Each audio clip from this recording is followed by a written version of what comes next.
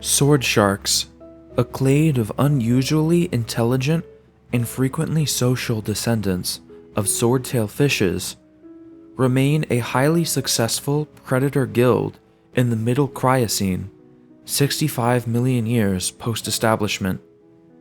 These fishes are uniquely coordinated hunters and communicate with one another via visual cues in body language and boldly flashing markings. Groups divide up smaller bait fish into tightly crowded balls, then split and divide them amongst themselves. Sword sharks are also placental, nourishing embryos in utero via a tie to their own bloodstream, and so producing only a very few young at a time, but giving birth to offspring which are very large and well developed, and individually have a very high chance of survival. In the middle of the Cryocene, one of the most quintessential examples to be found of these social predators is the Godmother Nightshark, a remarkable animal with a rather strange name that nonetheless sums up its behavior quite well. The Godmother Nightshark is a nocturnal predator, relying on acute vision to catch smaller fish under cover of darkness, which shows highly pronounced behavioral sexual dimorphism. The male is a lightly built, open water pursuit predator, while the female is larger, moves more slowly, and forages along coastal habitats near the seafloor, catching prey as they sleep. The female of the species shows some of the most well-developed pro-social behavior of any fish ever to live, and forms lifelong relationships with related females. Clans of 2 to as many as 20 such females are formed based on kinship, most often siblings, mothers, aunts, or cousins. These groups live together and cooperatively hunt for prey. Movements of the tail sword are utilized to communicate intention and emotion, angling in different ways as a sort of meter of the owner's emotional state, as well as to indicate what they will do next in the hunt.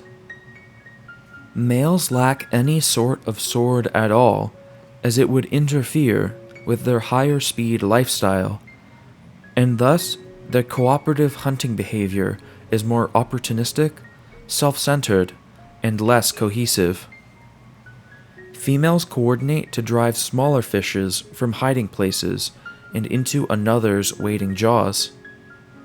Their sharing is not only a matter of one sometimes getting the fish, then another taking a turn, but rather frequently involves highly ritualized parting out behavior, where the individual which successfully obtains a prey item at the expense of another will be solicited by the other, less successful clan members to share.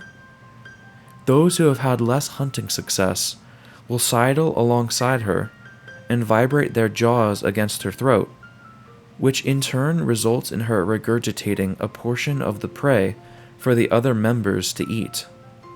This ensures every member of the hunting party is always fed, and in turn is strong enough to hunt again the next night. This food sharing is done reciprocally, strengthening social bonds and trust between individuals in the clan. Cooperation hunting is common to sword sharks. Food sharing is much less so, but even more rare is the degree of parental care provided by the Godmother, which not only cares for its own offspring, but those of other females in their clans. 2 offspring are usually birthed at a time, and all of the individuals in a group take turns guarding the birthing mother and then the newborns from predators during this highly vulnerable time. The newborns stick close to any nearby adult and for a few hours imprint upon the scent of its clan. Though well developed and able to hunt small prey for themselves almost from birth, the young are primarily fed by all of the adults via regurgitation of finely chewed particles for the first 8 weeks of their lives. Females may spend a lifetime with their clan, though groups will break apart when they grow too numerous for local food resources. Males go off on their own around a year of age and join into bachelor groups of largely unrelated males, but may occasionally return to their natal groups for several months later, only being aggressively excluded once they are sexually mature. This occurs for a very good reason. Adult male Godmother Nightsharks are both cannibalistic of the young and extremely aggressive in pursuit of mates. A Godmother Nightshark gives birth, guarded from attack during her most vulnerable moment by a roving male, by another female clanmate. Indeed, it is this latter attribute which is the primary cause for the evolution of their species into such disparate male and female morphs. To better dominate mates is also why the male has remained social, despite being a relatively poor cooperator with limited capacity for body language communication due to the lack of a tail sword. They need groups to overpower the larger females to mate with them.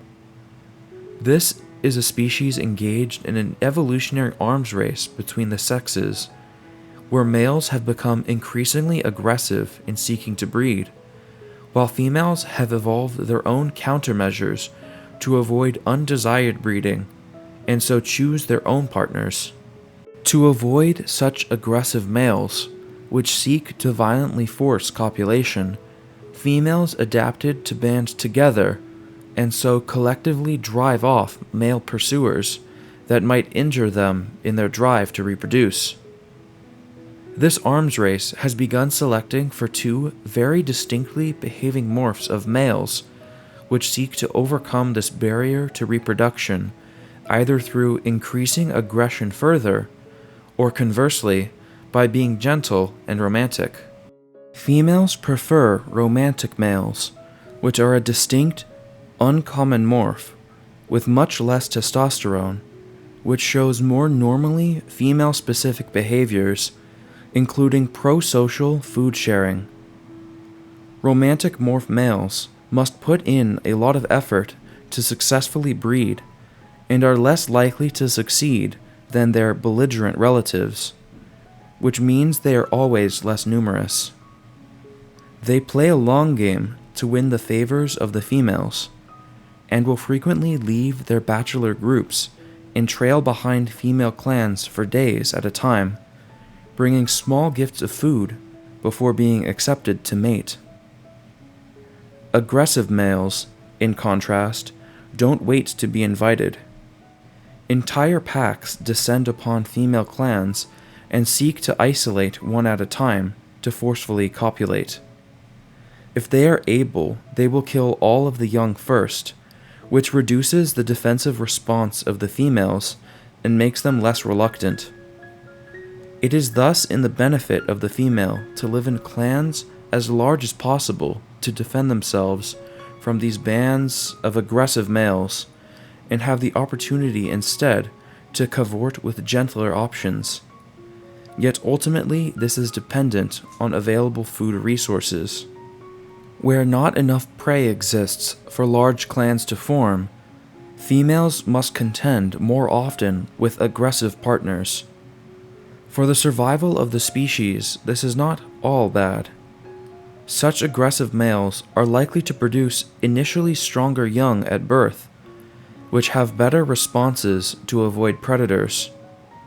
Yet this selective pressure, if unchecked over generations, can produce males so aggressive they are likely to kill females entirely before breeding. The population could not survive with only aggressive males becoming increasingly violent over the generations.